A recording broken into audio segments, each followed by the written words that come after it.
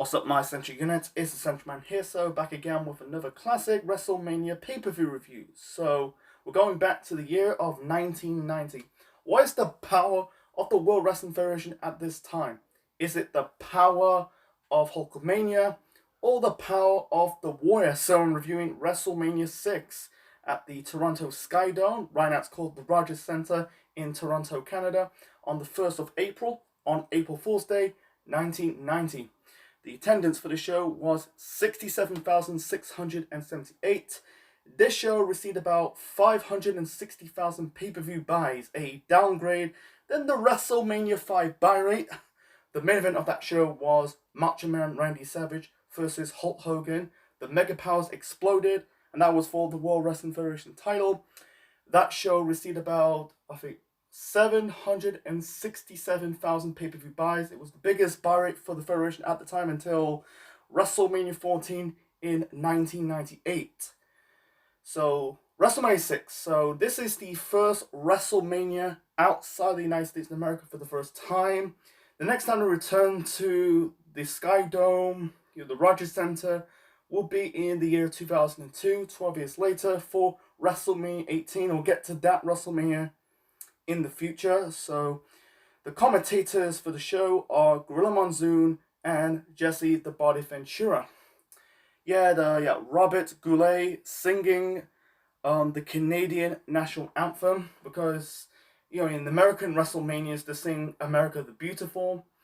If WrestleMania comes to the United Kingdom, I think they'll probably sing our national anthem or Jerusalem. Don't know. If they might do a WrestleMania in the UK one day, I don't know. It has to do with time zones. I don't know. Anyways, so yeah, this WrestleMania is memorable for the Ultimate Challenge. That is Hulk Hogan versus the Ultimate Warrior in the main event. We'll get to the main event later on in this review. So also, I checked out on the Wikipedia page that you had future wrestlers or future guys or girls in the business attend this WrestleMania. You had Edge and Christian, future world champions, attend WrestleMania 6. Lance Storm, who's never were a world champion in WWF, WCW, or ECW, attend this show. You had Renee Young, the interviewer of the WWE decades later, as a toddler, attend this show. And also we had, who's not really a wrestler, but the actor Stephen Amell, who went on to wrestle at SummerSlam in 2015 and fight Christopher Daniels at All Out, also attend WrestleMania 6. Before we get to the actual matches of the show, you had a segment, oh boy, you had the, what's it called, Rhythm and Blues. That is, I think that's the tag team of the Honky Tonk Man and Greg the Hammer Valentine, with dark hair at the time, doing, I think it's called Honka, was it Honka, Honky Love, and that's the name of the song. You had DDP, who's not really, I think he was not with WCW. I think he ended up signing with WCW a year later after this show. He was still wrestling. Yeah, he's been wrestling since 1988, but was not. I think he was wrestling in the indie scenes, like in the AWA. And this is the only gig. This is like the only gig before, and this is the only appearance in the WWF until a decade later, when he was part of the Alliance. Feuding with the Undertaker. Another story for another time. He was, the driver of his car, and then, yeah, Honky and Valentine singing, was it Honky Love? Fucking hell, this was shit. It was killing time on the pay-per-view, and then it was very, I think they rehearsed this, song one time, and then it was, stopped by the Bushwhackers, and that was it. Jesus Christ. Honka, honka, honky love.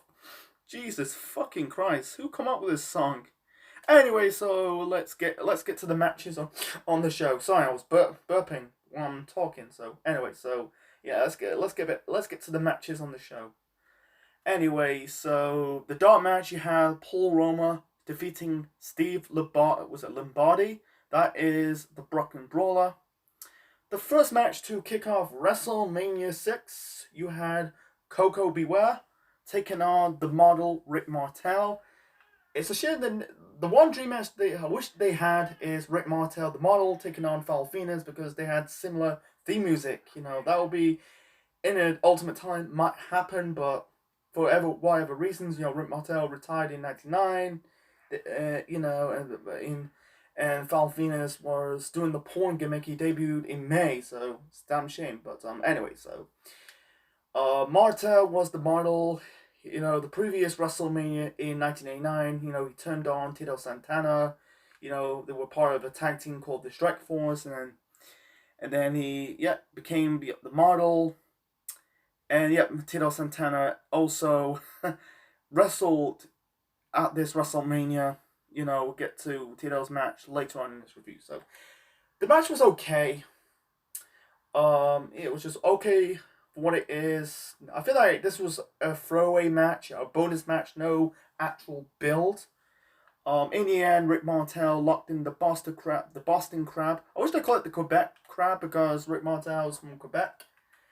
He made he didn't really tap out, so he made Coco Beware submit to win this match. So that was it.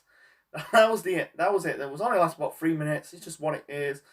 Coco Beware, not a big fan of him. He's doing the flapping thing every time he does the flap. That is completely dumb. It's similar to when Terry Taylor doing the Red Rooster thing with the head bobbling crap. Jesus Christ. Let's move on. So, moving on to the next match. So, match number 2, this is for the World Wrestling Federation Tag Team titles. We got the Colossal Connection. That is Andre the Giant and Haku with Bobby the Brain Heenan in their corners, defending the belts against Demolition. So, Demolition was feuding with the Heenan family. They were the longest reigning tag team champions at the time. I think they were about 400 days.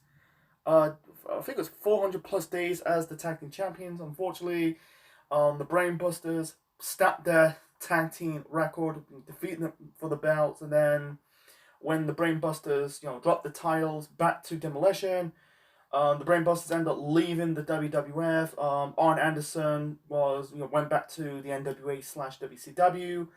Tully Blanchard almost returned to WCW or NWA at the time with Arn Anderson, but unfortunately he kind of rejected because of how pay of the money of the contract. So he went to the NWA. He didn't came back. I don't think he came back to WCW. It's a shame. Tully Blanchard is the father of Tessa Blanchard in our current timeline. So they defeat and Heenan. The Colossal Connection was formed. You had Andre teaming up with Haku. Haku was the former king. Unfortunately, defeat Harley Race for the title of the king, and then he lost the title to Jim Duggan. They went on to defeated Demolition for the tag team titles in December of 1989, the previous year. So this match was just a handicap match. Demolition, that's Axe and Smash, basically ganging up on Haku, Ming. Andre at this moment in time, he is can't really go in the ring. He's very immobile. I think it's for the best. I'm trying to keep it short and simple, folks.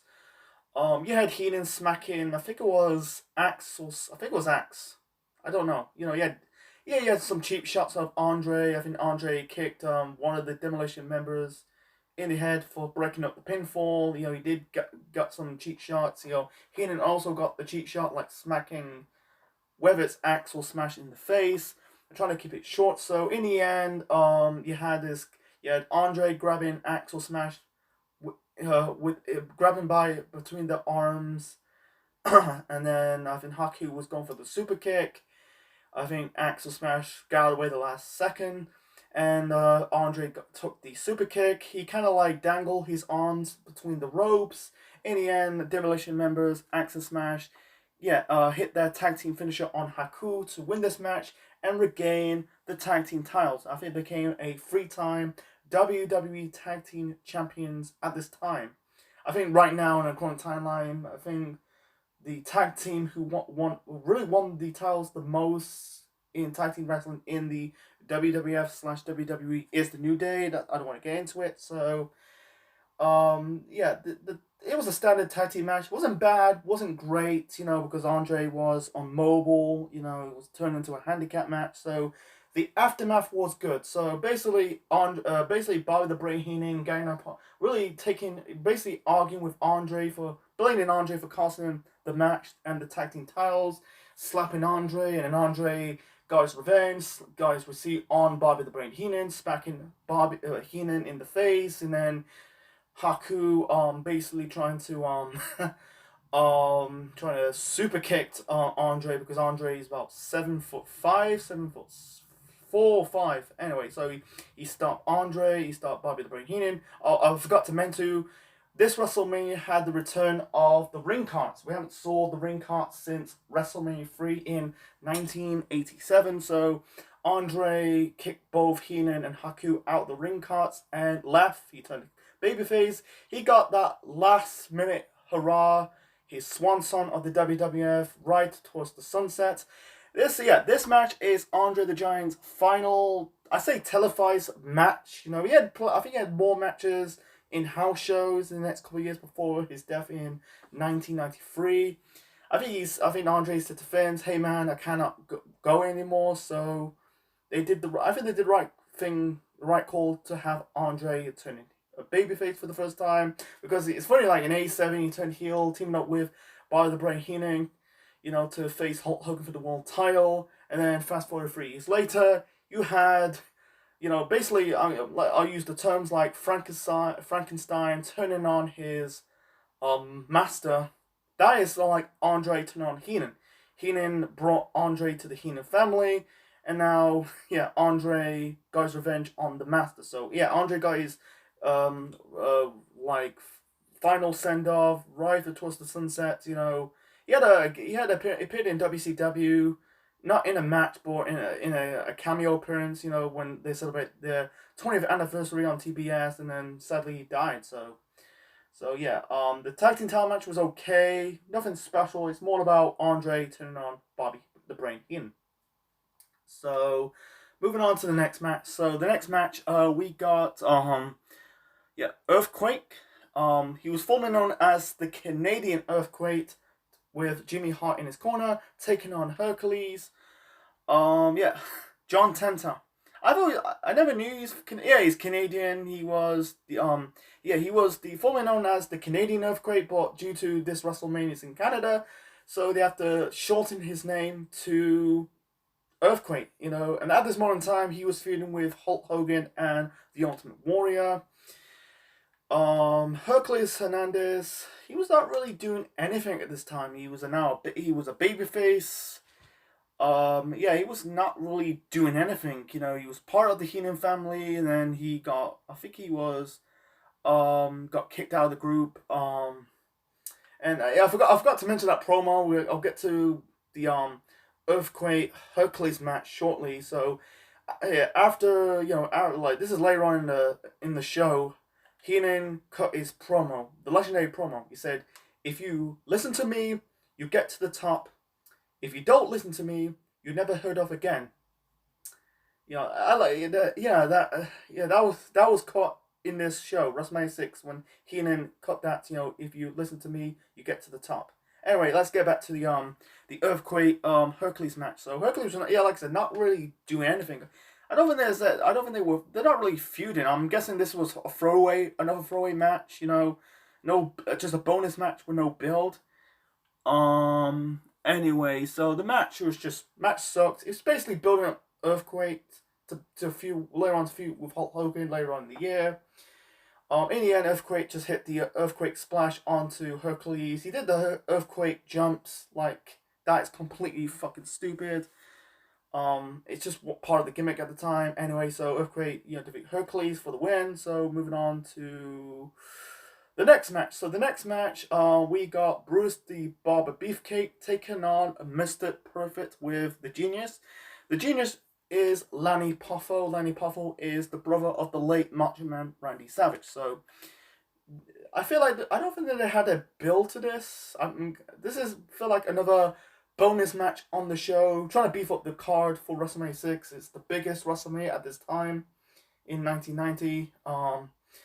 Anyway, so Beefcake card promo says, he brings up, Mr. Perfect's undefeated streak. He debuted with the World Wrestling Federation. Oh, I think he had like a short. He had a first one was a bit forgettable. He was kind of like jobbing. He was not like a big name, but he came back in years later in 1988. He had his middle of his 2-year undefeated streak. So yeah, Beefcake says no one's perfect. People have flaws, and people will make mistakes. So the match was okay. It was just a standard match, nothing special. Wasn't bad. Wasn't great. Perfect was a bit of a dumbass. You had the genius Lanny Poffo distract the referee. Perfect hit Beefcake with the scroll. Instead of like pinning him for the win, he just basically stamping on him. I think he hit like the snap neck. He didn't like snapped his neck. He does like that move. I wish they called it the perfect snap. Like perfect like does that move. That's still cool. Anyway, so in the end, sorry, I'm trying to get his name out. Bruce Beefcake catapult Mr. Perfect onto into the turnbuckle in the corner, pinning for the win. It was a sharp win. He didn't really hit Perfect with a finisher. I think his finisher was the sleeper. I don't know. So yeah, he's just basically catapult him into the turnbuckle or the ring post and then pinned him. So yeah, the crowd's got a good reaction when Beefcake snapped Perfect's undefeated streak. Afterwards, Beefcake will give the genius Lanny Poffo a haircut, and that was it. And the next match, unfortunately, you're not gonna see it on the network. They really remove. The next match I'm going to talk about is Roddy Piper taking on Bad News Brown. Yeah, you're not going to see this match on the network. They removed it. I don't. It said it's. I found it on Wikipedia that removed it in the removed this match off the WWF network in America, but for the preparation for this review in the UK, I can't find it. So yeah, this is the reason why they remove it, because Piper paint his half body black. He did the half black face. Fucking stupid. I understand why he's doing it, because because they had the feud story at the Royal Rumble. They end up like brawling. Like Piper eliminate Bad News Brown, and then Brown eliminate Piper. After he got eliminated, so they end up brawling. Brown called Piper like, "You wear skirts," and then Piper went on to paint his half body black. Understands like accepting with all race, but it just come across a bit racist. It's one of the most racist moments in pro wrestling history, not in WWE history, but in pro wrestling history. So, like I said, you're not gonna find this on the WWE network. So I looked it on the highlight. There's someone posted like a highlight version of WrestleMania 6. I saw the Roddy Piper Bad News Black part. I cannot. There's nothing to talk about. It's just a glorified brawl. The match ended in a double count, and that was it. And also I feel like I know, and also I watched other people's reviews of the show that the announcers brought Piper and Ventura's like plot. They did like a TV plot called Tag Team. They were kind of like former wrestlers pursuing careers in the police force, and I think the pilot didn't do well, so. And that was it. So they never had the blow off. It's just what it is. Bad News Brown and Piper went on to do separate things, do wrong things after that. So what's the fucking point? Anyway, so moving on to the next match. So the next match, we got the Hart Foundation taking on the Bolsheviks. The Bolsheviks. Bolsheviks. Anyway, that is Nikolai Volkov and Boris Zukov. The match was short, but it was memorable for the appearance of Steve Allen. Steve Allen was fucking funny. They're trying to rehearse they were about to sing the Soviet national anthem. In our current timeline, it's the Russian national anthem. they did a rehearsal in a toilet, in the public bathroom, and Steve. Yeah, Steve Allen, he sings, I never got kicks in Ukraine, and the Bolsheviks, said, oh, that's not the national anthem. I kind of liked the Steve Allen shtick. It was funny. And then the Bolsheviks singing, they was about to sing the national anthem, but instead they got jumped by the Hart Foundation. The Hart Foundation, that is Bret the Hitman Hart and Jim the Anvil Neidhart. They ganging up on the Bolsheviks. Bret and Neidhart hit Zukov with the heart attack for the win, and that was it. So moving on to the next match. So the next match, we got the Barbarian with Bobby the Brain Heenan taking on Tito Santana. It's a shame they never got the blow off. I don't think they really had the match. They probably had the match probably on a house show, but not on a televised match. Maybe they did have a televised match, between Rick the Modern Martel and Tito Santana, the former members of the Strike Force. Yeah, they never got that match. And also the Barbarian was part of the Powers of Pain. That's him and the the Warlord, almost calling it Wardlow, from AEW. I think their names are similar. Unfortunately they got paid off. They were managed by Mr. Fuji, but they got paid off, and I think not really both of them. I think the Barbarian was paid, he's now part of the Heenan family. So I'm trying to get more of the backstory of it. So I think they did reform the Powers of Pain. You had Paul Roma filling the boots, teaming up with the Warlord. That'll be later on in the year. So, and also with Demolition, by the way, they added Crush into the group. So bit of another side note. So anyway, so the match between the Barbarian and Tito Santana, not really a good match. It was just a squash match, giving Barbarian some push. I think the Barbarian is the father of Lady Tapper, who used to be in TNA. Bit of another side note. So a bit of a trivia, by the way. So yeah, the Barbarian hit Tito Santana with a flying clothesline, and that was it. Because at this moment in time, Tito Santana was not really a jobber. Sometimes he wins matches, but sometimes he's putting over people. And also Ventura's doing some Mexican jokes, because Tito thinks he thinks he's Mexican, but in reality he's not from Mexico. He's from Texas. Maybe he is Mexican. You do get a lot of Mexicans in Texas. Anyway, so so moving on to the next match. So the next match, this is the first of few mixed tag team matches in WWF/WWE history. So we got the American Dream, Dusty Rhodes teaming up with Sapphire, taking on the Macho King Randy Savage and Queen Sherry. That's Sensational Sherry. So Randy Savage defeat Jim Duggan to win the King of the Ring. Become the new king. He become the Macho King.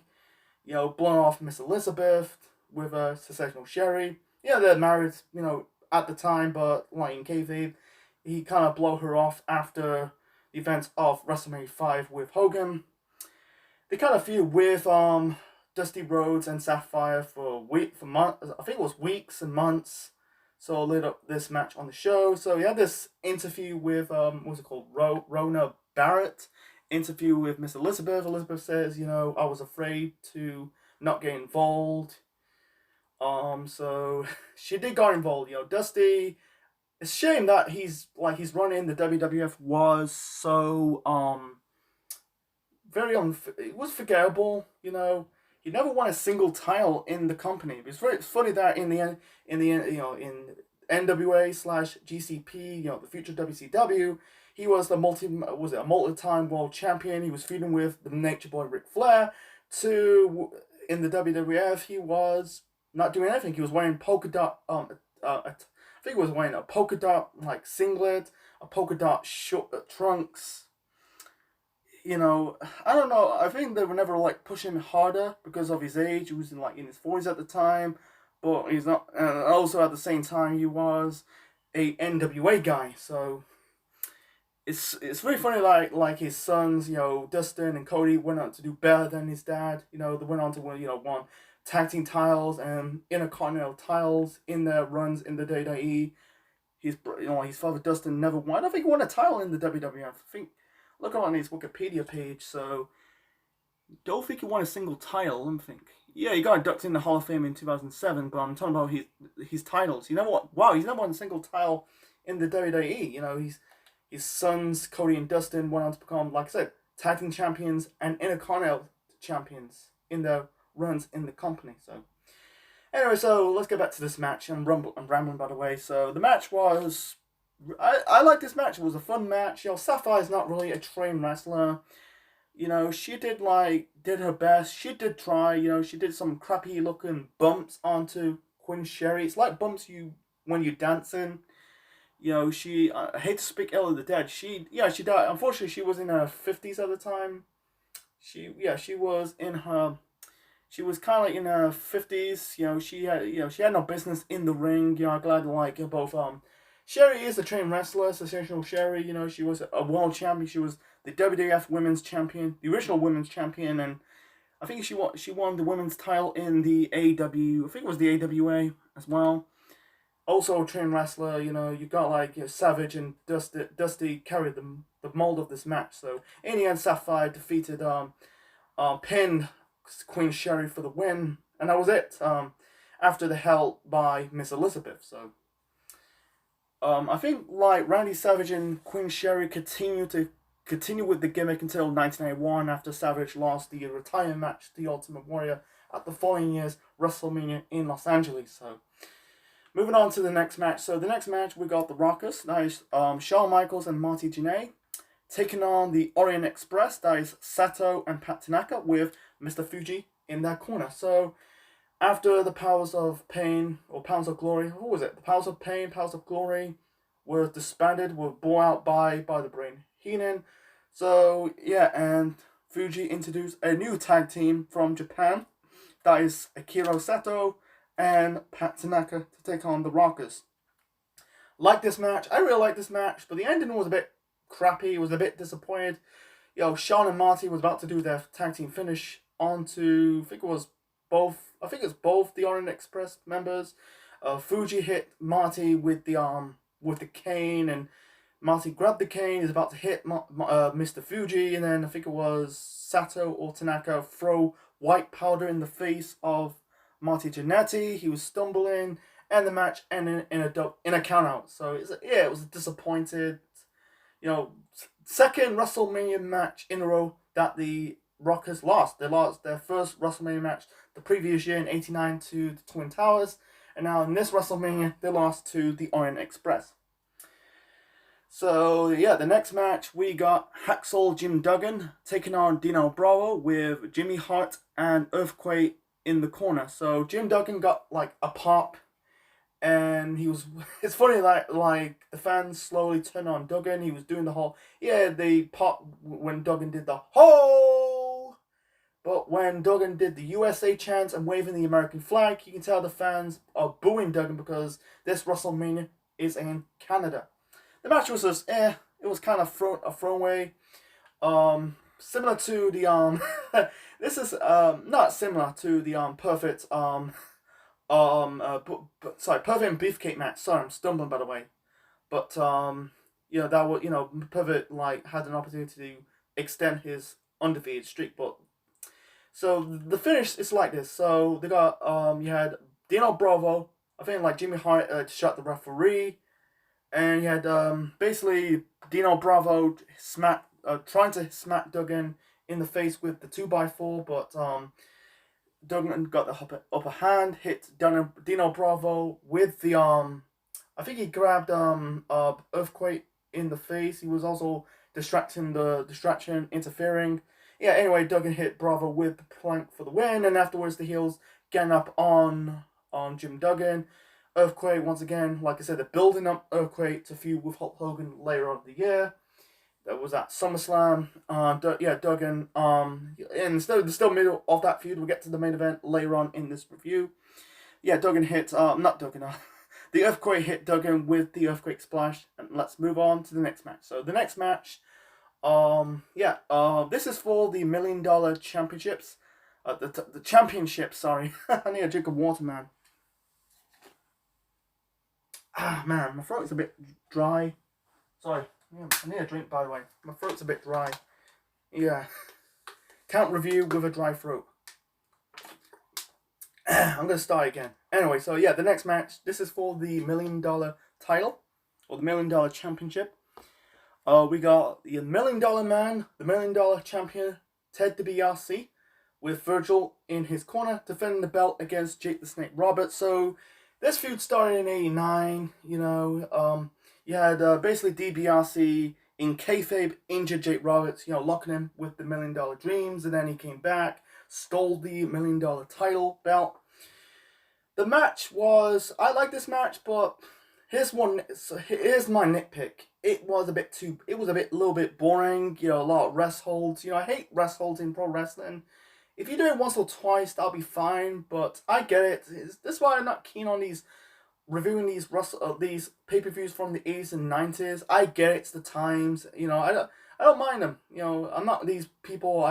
People think I praise like wrestlers who do the flips and dives, the cruiserweight stuff. I like that as well, but sometimes I don't like rest holds. Sometimes rest holds can really bring down quality of matches. So you had I think you had Roberts locking DiBiase with the hammerlock for a long time, and then Roberts got his heat first, and then DiBiase got his heat back, and then I think he locked Roberts with the $1 million dreams onto Roberts. Roberts about to pass out for his DiBiase retained, but Roberts fight back.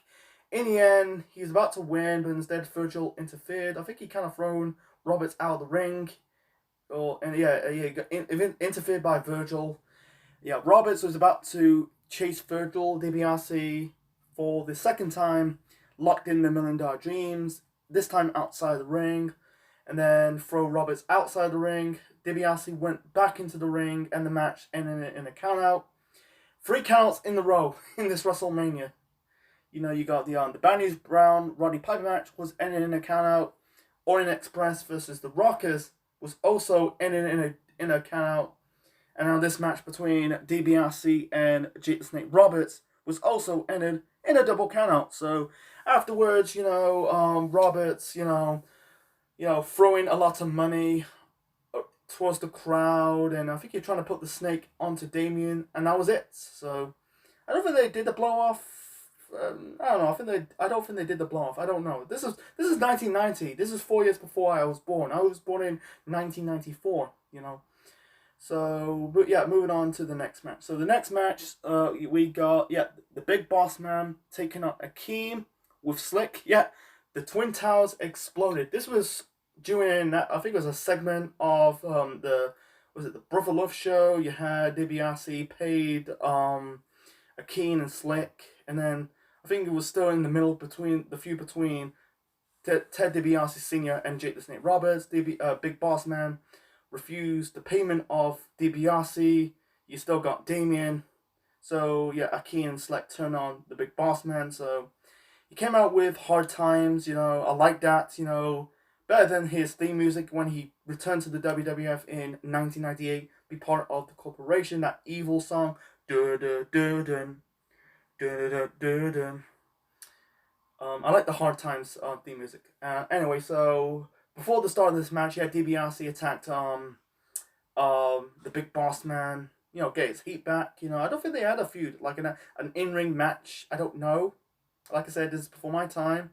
I do my research preparing for the reviews of like 80s or 90s WWF or WCW shows. Anyway, so in the end, the Big Boss Man got the victory over Akeem, the African Dream Akeem. That was a fucking stupid gimmick, a white man pretend to be a black man. Jesus fucking Christ, man. So yeah, Boss Man hits Akeem with the Big Boss Slam for the win. So the next match, we got Superfly Jimmy Snuka taking on Ravishing Rick Rude with Bobby the Brain Heenan in his corner. This match, there's no build to this. I'm guessing this was added to the last minute. Basically, he's beefing up the WrestleMania 6 card. Another bonus match with no build. I guess, I don't know. So, nothing much to talk about it. I'm trying to keep it short and simple.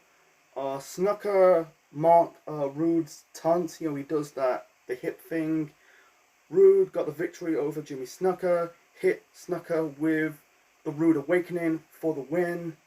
Snuka at this moment in time, he's kind of like a veteran type of wrestler. I think he was in his 40s, 50s. So he died in 2017 at the age of 73. I'm guessing he was born in 1943. I'm guessing he was around almost 50. So I'm guessing he was about 48 at the time. So he's kind of like at this moment in time, he was kind of like he went on to become the first ECW champion. 2 years later in 1992, but I think his drawing powers was at an end. It's funny that the previous year, not previous, but the following year's WrestleMania in Los Angeles, WrestleMania 7, he also put over the young Mark Calloway, aka The Undertaker. That really kicked off the legendary streak of The Undertaker at WrestleMania. Rude went on to face the world champion at SummerSlam later on in the year, and then he went on to leave the WWF. I think it was a week before Survivor Series due to pay disputes. He went back. He returned to the company years later in 1997. He was the founding mothers of D-Generation X with Shawn Michaels, Triple H, and Chyna. He was before his death in 1999. He had also a good run in WCW. Another story for another time. Anyway, so moving on to the main event. The Ultimate Challenge. The WWF World Champion Hulk Hogan taking on the Intercontinental Champion, the Ultimate Warrior. So, this is the first of many face versus face matches in, not just in WrestleMania, but in pro wrestling history, in many years in pro wrestling. So, like this, I think it was at the Rumble in January of 1990, both Hogan and Warrior, they cleaned house, they had that face-off, and then they ended up, butting heads, I feel like they had this, I think they were, at the same time, they were feuding with the Earthquake, costing matches, they really cared, they did the face-off. I think Hogan or Warrior kind of accidentally clothesline each other. They're not they didn't really officially turn heel. They're still baby faces, because I think that at this moment in time there was no credibility heels with Hogan left. He fought heels, in the first 5 WrestleManias. Piper in the first one, Bundy in the second one, Andre in the third one, Andre second time in the tournament in WrestleMania 4, and then WrestleMania 5 he fought Randy Savage as a heel. There's no top quality heels left for Hogan. Yeah, he was feuding with Earthquake. If people want to pay to see Hogan versus Earthquake, they end up finding at SummerSlam in 1990. No, people want to see Hogan and Warrior. They never fought. I think Warrior debuted in 1987-88. He was the Dingle Warrior. Then he was rebranded as the Ultimate Warrior. Both in their second reigns as the World and Intercontinental Champion. Because Warrior, Hogan won his second world title at WrestleMania 5 against Randy Savage the previous year.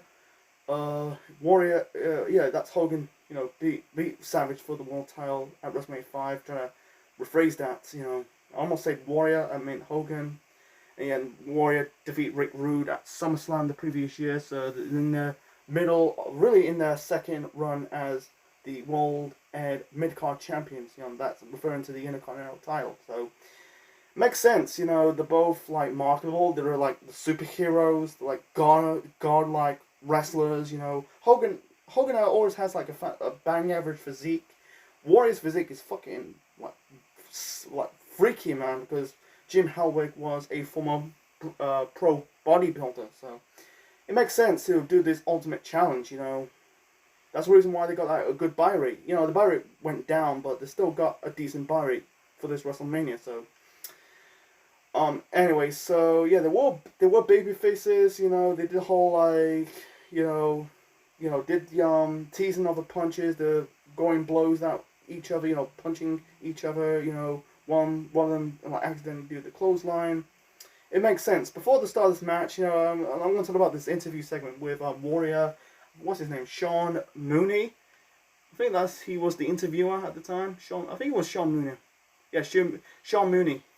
He trying to interview the Ultimate Warrior, and Warrior just basically kicked him out. It says, "You're not worthy." Yeah, to breathe the same air as Hogan and I kicked him out. That was funny. Anyway, this match between Hogan and Warrior. By the way, this is the first of many unification matches in WWE history. The next one they did that was at Vengeance in 2001. Unified both the WWF and WCW title together. Then in 2013, unified the WWE and World Heavyweight title together. Then the last one they did was unifying both the IC title. This was way back in 2020. First of many. And first of many babyface matches in not just in WWE but in pro wrestling history. So this match between similar to the last WrestleMania review, WrestleMania 3 between Hogan and Andre. This match between Hogan and Warrior, they don't really need to do many. They don't really do more in this match. They don't really need to, because they got really the crowd in the palm of their hands. I feel like in the DiBiase Roberts match they did the wave. But they've really got a hot crowd. They don't really need to do any more. It's all about two big gods. They're both not really great wrestlers. I think Warrior was a bit better than Hogan. Hogan's just too lanky. But they told a good story. People say this is one of the, not a great WrestleMania main event, but one of the iconic WrestleManias. This is probably in the top 10, top 20 best main event of WrestleMania of all time. I'm not saying best, but in the top 10 or top 20. It's a bit debatable, so they don't really need to do anything, they're just gaudy like wrestlers fighting for both the WWF and Intercontinental title. It's the only time they did it at WrestleMania. The plans to do it in 2017, but changed plans. I don't want to get into it. Another story for another time. Yeah, back and forth between Warrior and Hogan. In the end, Hogan was going for, he did the Hulk up, did the U and he did the big boot. He was going for the leg drop, and instead Warrior got out at the last minute, hit the Warrior splash onto Hogan to win this match and become the World Wrestling Federation champion for the first time. One and only time he won it in his career. And this was Hulk Hogan's first defeat at a WrestleMania. The next time he lost a match of a WrestleMania, I think it was WrestleMania. No, I'm guessing it was WrestleMania 9 in the tag team match. The Mega Maniacs versus the Money Inc. for the tag team titles. That's the first of two matches Hogan lost in his WrestleMania career. He mostly won matches against Piper in the tag team match, Bundy, Andre, Savage. He was protected. He got himself. I think Andre got himself disqualified. So yeah, him putting over the Warrior was a good call. And also the Intercontinental title was relinquished because Warrior went on to win the world title on this show. So I think in April of the following month, they did the tournament to crown the new IC champion. Perfect went on to win that tournament and become the new Intercontinental champion. First of two IC title reign for Kurt Hennig in the WWF. So yeah, this should be the passing of the torch between Warrior and Hogan. But Hogan fucking played his politic card. His politic bullshit. He said, I think it was in this show that he buried the Warrior, that he cannot hack it as a main eventer, a main event player. Warrior went on to hold the belt until, here's the original plan. It's not. I don't think it's true. I think it was the original plan to do the rematch at the following year's WrestleMania in Los Angeles. They were supposed to do the WrestleMania at the Los Angeles Coliseum. But unfortunately, due to a bomb threat, they moved it to the sports arena. And I think the plans changed. They're trying to plan of doing the whole USA versus Iraq war. So they changed plans. Warrior went on to drop the world title to Sergeant Slaughter at the Royal Rumble the following year in 1991, and they did a whole Sergeant Slaughter Hulk Hogan match for the world title at the following year's WrestleMania in Los Angeles. Then and they won't fight again for another 8 years. They fought 8 years later in WCW at Halloween Havoc 98. That the rematch was not so good. I might review Halloween Havoc 98 in the future, but it's a shame. I think like Hogan buried the Warrior. I think before his death, I think Warrior and Hogan kind of like put their differences aside. Because Hogan buried them in that Destruction of the Ultimate Warrior DVD. That was 2005. They did that DVD. Yeah, this is why Warrior was bitter about pro wrestling, mostly in the WWF/WWE, because he left the following year in '91 over pay dispute, came back at WrestleMania 8, did the same thing, won't see Warrior again until '96, left the company, shit the bed in WCW, and then 18 years later, before his death, put the differences aside with Vince and the company, and get inducted into the WWE Hall of Fame. Warrior never got one sniff of the world title or any title ever again until fighting Orlando Jordan at I think it was a show in Italy. He never won a single major title in the mainstream wrestling ever again. In both in WWF and WCW. The only title he won he won titles before he was the Ultimate Warrior in World Class Championship Wrestling and the Indies.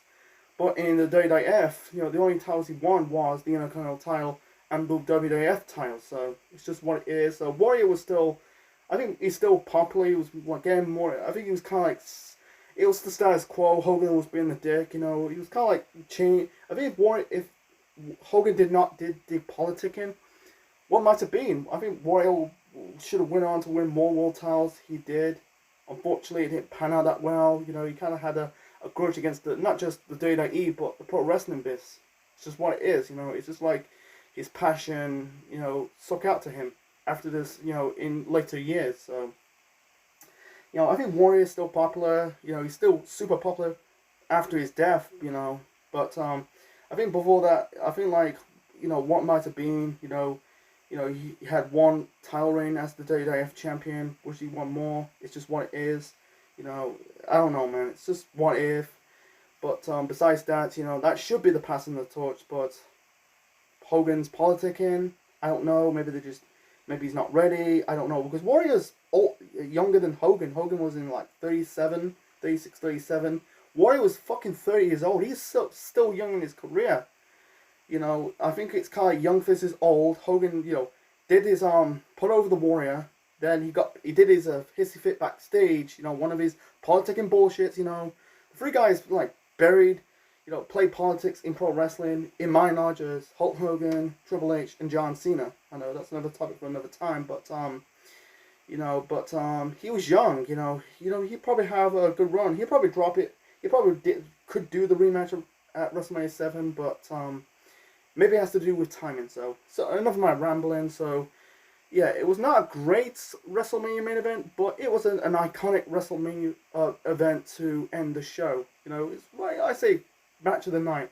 Not a fantastic masterpiece, but it was there for the spectacle, I have to say. So anyway, so my final rating for WrestleMania 6, I'm going to change my rating for WrestleMania 3. I'm going to swap it around.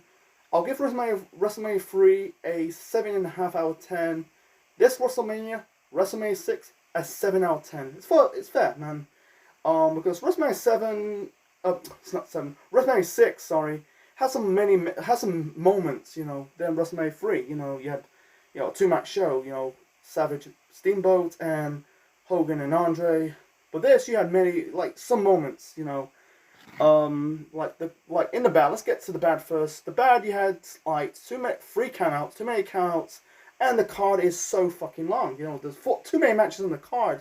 People playing up recent WrestleManias in our current timeline, but I wish they cut if they cut this match card in half. Don't put too many matches. Maybe I can give it a higher rating, but the only thing in the bad, some matches in the bad, like too many matches in the card, and the whole segment between, Honky Tonk Man and Valentine, the Honky Hula Love, that was fucking crap.